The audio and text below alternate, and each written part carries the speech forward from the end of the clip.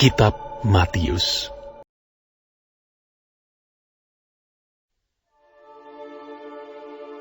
Setelah Yesus turun dari bukit, orang banyak berbondong-bondong mengikuti dia. Maka datanglah seorang yang sakit kusta kepadanya, lalu sujud menyembah dia dan berkata, "Tuan, jika Tuan mau, Tuan dapat mentahirkan aku." Lalu Yesus mengulurkan tangannya, menjamah orang itu, dan berkata, "Aku mau, jadilah engkau tahir." Seketika itu juga, tahirlah orang itu daripada kustanya. Lalu Yesus berkata kepadanya, "Ingatlah, jangan engkau memberitahukan hal ini kepada siapapun. Tetapi pergilah, perlihatkanlah dirimu kepada imam dan persembahkanlah persembahan yang diperintahkan Musa sebagai bukti bagi mereka." Ketika Yesus masuk ke Kapernaum, datanglah seorang perwira mendapatkan dia dan memohon kepadanya, "Tuan, hambaku terbaring di rumah karena sakit lumpuh, dan ia sangat menderita." Yesus berkata kepadanya, "Aku akan datang menyembuhkannya." Tetapi jawab perwira itu kepadanya, "Tuan, aku tidak layak menerima Tuan di dalam rumahku. Katakan saja sepatah kata, maka hambaku itu akan sembuh. Sebab aku sendiri seorang bawahan, dan di bawahku ada pula prajurit. Jika aku berkata kepada salah seorang prajurit itu, 'Pergi,' maka ia pergi. Dan kepada seorang lagi, 'Datang,' maka ia datang. Ataupun kepada hambaku, 'Kerjakanlah ini,' maka ia mengerjakannya." Setelah Yesus mendengar hal itu, heranlah ia, dan berkata kepada mereka yang mengikutinya, "Aku berkata kepadamu, sesungguhnya iman sebesar ini tidak pernah aku jumpai pada seorang pun di antara orang Israel. Aku berkata kepadamu, banyak orang akan datang dari timur dan barat, dan duduk makan bersama-sama dengan Abraham, Ishak, dan Yakub di dalam kerajaan surga. Sedangkan anak-anak kerajaan itu akan dicampakkan ke dalam kegelapan yang paling gelap. Di sanalah akan terdapat ratap dan kertak gigi." Lalu Yesus berkata kepada perwira itu, "Pulanglah, dan jadilah kepadamu seperti yang engkau percaya." Maka pada saat itu juga, sembuhlah hambanya. Setibanya di rumah Petrus, Yesus pun melihat ibu mertua Petrus terbaring karena sakit demam. Maka dipegangnya tangan perempuan itu, lalu lenyaplah demamnya. Ia pun bangunlah dan melayani dia. Menjelang malam dibawalah kepada Yesus banyak orang yang kerasukan setan, dan dengan sepatah kata Yesus mengusir roh-roh itu dan menyembuhkan orang-orang yang menderita sakit. Hal itu terjadi supaya genaplah firman yang disampaikan oleh Nabi Yesaya. "Dialah yang memikul kelemahan kita dan menanggung penyakit kita." Ketika Yesus melihat orang banyak mengelilinginya, ia menyuruh bertolak ke seberang. Lalu datanglah seorang ahli Taurat dan berkata kepadanya, "Guru, aku akan mengikut engkau kemana saja engkau pergi." Yesus berkata kepadanya, "Serigala mempunyai liang dan burung mempunyai sarang, tetapi anak manusia tidak mempunyai tempat untuk meletakkan kepalanya." Seorang lain, yaitu salah seorang muridnya, berkata kepadanya, "Tuhan, izinkanlah aku pergi dahulu menguburkan ayahku." Tetapi Yesus berkata kepadanya, "Ikutlah aku, dan biarlah orang-orang mati menguburkan orang-orang mati mereka." Lalu Yesus naik ke dalam perahu, dan murid-muridnya pun mengikutinya. Sekonyong-konyong mengamuklah angin ribut di danau itu, sehingga perahu itu ditimbus gelombang. Tetapi Yesus tidur. Maka datanglah murid-muridnya membangunkan dia, katanya. Ia berkata kepada mereka, "Mengapa kamu takut? Kamu yang kurang percaya." Lalu bangunlah Yesus menghardik angin dan danau itu. Maka danau itu menjadi teduh sekali. Dan heranlah orang-orang itu. Katanya, "Orang apakah dia ini, sehingga angin dan danau pun taat kepadanya?" Setibanya di seberang, yaitu di daerah orang Gadara, datanglah dari pekuburan dua orang yang kerasukan setan menemui Yesus. Mereka sangat berbahaya, sehingga tidak seorang pun yang berani melalui jalan itu. Dan mereka itu pun berteriak, katanya, "Apa urusanmu dengan kami? Hai, anak Allah, adakah engkau menyiksa kami sebelum waktunya. Tidak jauh dari mereka itu, sejumlah besar babi sedang mencari makan. Maka setan-setan itu meminta kepadanya. Katanya, jika engkau mengusir kami, suruhlah kami pindah ke dalam kawanan babi itu. Yesus berkata kepada mereka, Pergilah. lalu keluarlah mereka dan masuk ke dalam babi-babi itu. Maka terjunlah seluruh kawanan babi itu dari tepi jurang ke dalam danau dan mati di dalam air. Maka larilah penjaga-penjaga babi itu, dan setibanya di kota diceriterakannya lah segala sesuatu, juga tentang orang-orang yang kerasukan setan itu. Maka keluarlah seluruh kota mendapatkan Yesus, dan setelah mereka berjumpa dengan dia, mereka pun mendesak supaya ia meninggalkan daerah mereka.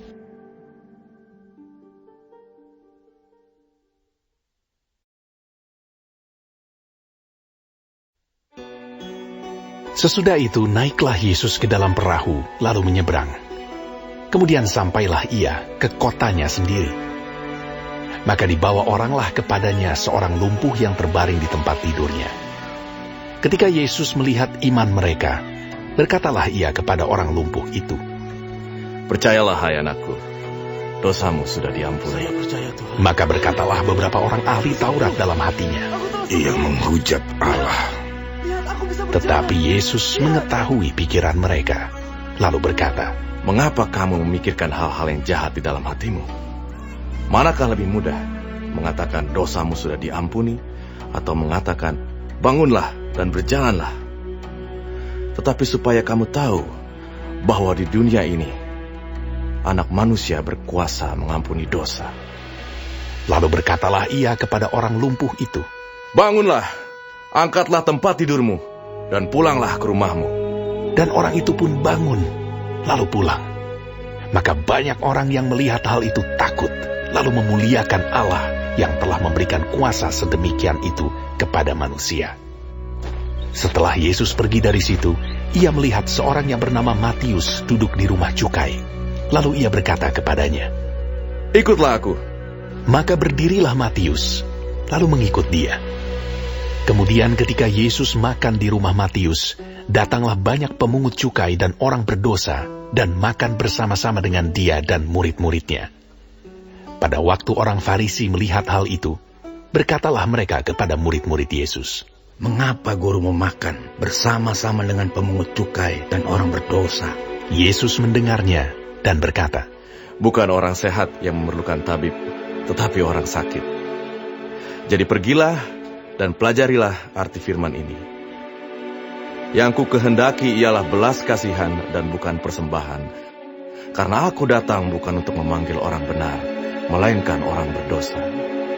Kemudian datanglah murid-murid Yohanes kepada Yesus dan berkata, Mengapa kami dan orang Farisi berpuasa, tetapi murid-muridmu tidak? Jawab Yesus kepada mereka, Dapatkah sahabat-sahabat mempelai laki-laki berduka cita selama mempelai itu bersama mereka? Tetapi waktunya akan datang, mempelai itu diambil dari mereka, dan pada waktu itulah mereka akan berpuasa. Tidak seorang pun menambalkan secari kain yang belum susut pada baju yang tua. Karena jika demikian, kain penambal itu akan mencabik baju itu, lalu makin besarlah koyaknya. Begitu pula anggur yang baru, tidak diisikan ke dalam kantong kulit yang tua. Karena jika demikian, kantong itu akan koyak sehingga anggur itu terbuang dan kantong itu pun hancur. Tetapi anggur yang baru disimpan orang dalam kantong yang baru pula. Dan dengan demikian, terpeliharalah kedua-duanya. Sementara Yesus berbicara demikian kepada mereka, datanglah seorang kepala rumah ibadat, lalu menyembah dia dan berkata, Anakku perempuan baru saja meninggal. Tetapi datanglah dan letakkanlah tanganmu atasnya, maka ia akan hidup. Lalu Yesus pun bangunlah dan mengikuti orang itu bersama-sama dengan murid-muridnya. Pada waktu itu, seorang perempuan yang sudah 12 tahun lamanya menderita pendarahan, maju mendekati Yesus dari belakang dan menjamah jumbai jubahnya. Karena katanya dalam hatinya, Asal ku jamah saja jubahnya, aku akan sembuh. Tetapi Yesus berpaling dan memandang dia, serta berkata, Teguhkanlah hatimu, hai anakku. Imanmu telah menyelamatkan engkau. Maka sejak saat itu, sembuhlah perempuan itu. Terima kasih, Tuhan. Ketika Yesus tiba di rumah kepala rumah ibadat itu dan melihat peniup-peniup seruling dan orang banyak ribut, berkatalah ia, Pergilah, karena anak ini tidak mati, tetapi tidur. Tetapi mereka menertawakan dia. Setelah orang banyak itu diusir, Yesus masuk dan memegang tangan anak itu, lalu bangkitlah anak itu.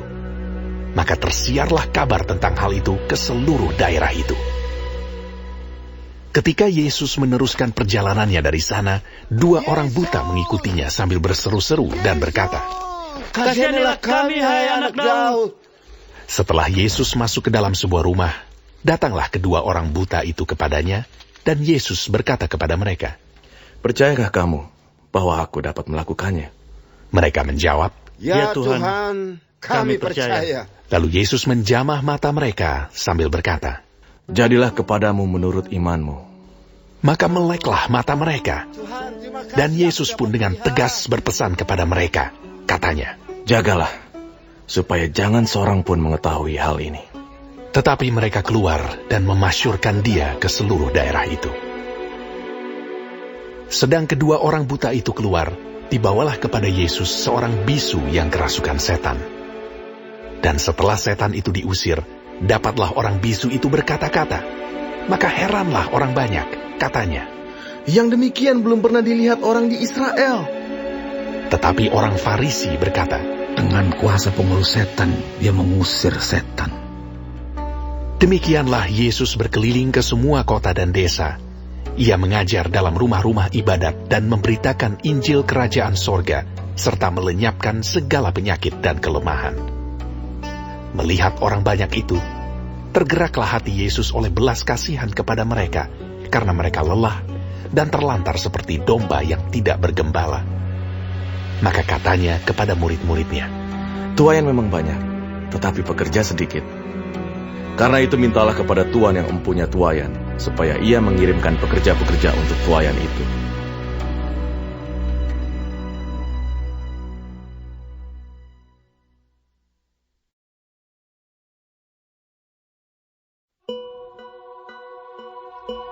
Yesus memanggil ke-12 muridnya dan memberi kuasa kepada mereka untuk mengusir roh-roh jahat dan untuk melenyapkan segala penyakit dan segala kelemahan. Inilah nama ke-12 rasul itu. Pertama, Simon yang disebut Petrus dan Andreas saudaranya, dan Yakobus anak Zebedeus dan Yohanes saudaranya, Filipus dan Bartolomeus, Thomas dan Matius pemungut cukai, Yakobus anak Alfeus, dan Tadeus, Simon orang Zelot, dan Yudas Iskariot yang mengkhianati dia. Ke-12 murid itu diutus oleh Yesus, dan ia berpesan kepada mereka, Janganlah kamu menyimpang ke jalan bangsa lain, atau masuk ke dalam kota orang Samaria. Melainkan pergilah kepada domba-domba yang hilang dari umat Israel. Pergilah, dan beritakanlah, kerajaan sorga sudah dekat.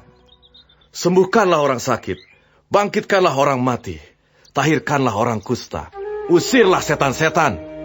Kamu telah memperolehnya dengan cuma-cuma, karena itu berikanlah pula dengan cuma-cuma. Ya, Guru. Janganlah kamu membawa emas atau perak atau tembaga dalam ikat pinggangmu. Janganlah kamu membawa bekal dalam perjalanan. Janganlah kamu membawa baju 2 helai, kasut atau tongkat, sebab seorang pekerja patut mendapat upahnya. Apabila kamu masuk kota atau desa, carilah di situ seorang yang layak, dan tinggallah padanya sampai kamu berangkat. Apabila kamu masuk rumah orang, berilah salam kepada mereka. Jika mereka layak menerimanya, salammu itu turun ke atasnya.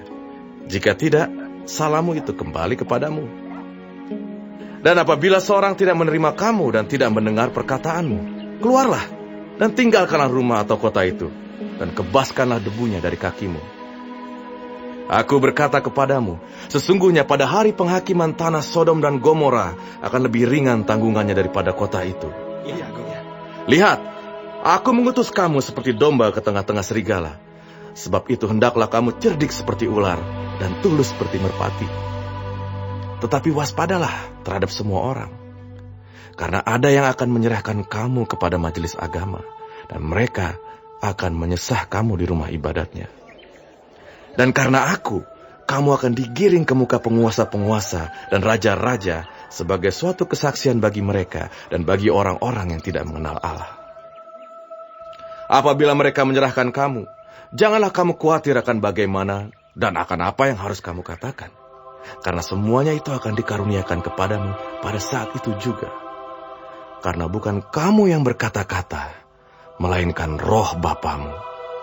Dia yang akan berkata-kata di dalam kamu. Orang akan menyerahkan saudaranya untuk dibunuh. Demikian juga seorang ayah akan anaknya. Dan anak-anak akan memberontak terhadap orang tuanya dan akan membunuh mereka. Dan kamu akan dibenci semua orang oleh karena namaku. Tetapi orang yang bertahan sampai pada kesudahannya akan selamat. Apabila mereka menganiaya kamu dalam kota yang satu, larilah ke kota yang lain. Karena aku berkata kepadamu, sesungguhnya sebelum kamu selesai mengunjungi kota-kota Israel, Anak Manusia sudah datang. Seorang murid tidak lebih daripada gurunya, atau seorang hamba daripada tuannya. Cukuplah bagi seorang murid jika ia menjadi sama seperti gurunya, dan bagi seorang hamba jika ia menjadi sama seperti tuannya. Jika tuan rumah disebut Beelzebul, apalagi seisi rumahnya. Jadi janganlah kamu takut terhadap mereka, karena tidak ada sesuatu pun yang tertutup yang tidak akan dibuka, dan tidak ada sesuatu pun yang tersembunyi yang tidak akan diketahui. Apa yang kukatakan kepadamu dalam gelap, katakanlah itu dalam terang. Dan apa yang dibisikkan ke telingamu, beritakanlah itu dari atas atap rumah. Dan janganlah kamu takut kepada mereka yang dapat membunuh tubuh, tetapi yang tidak berkuasa membunuh jiwa. Takutlah terutama kepada Dia yang berkuasa membinasakan baik jiwa maupun tubuh di dalam neraka. Bukankah burung pipit dijual 2 ekor seduit? Namun seekor pun daripadanya tidak akan jatuh ke bumi di luar kehendak Bapamu.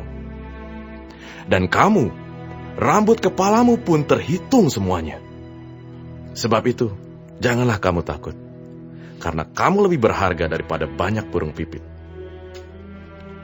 Setiap orang yang mengakui aku di depan manusia, aku juga akan mengakuinya di depan Bapa-Ku yang di sorga.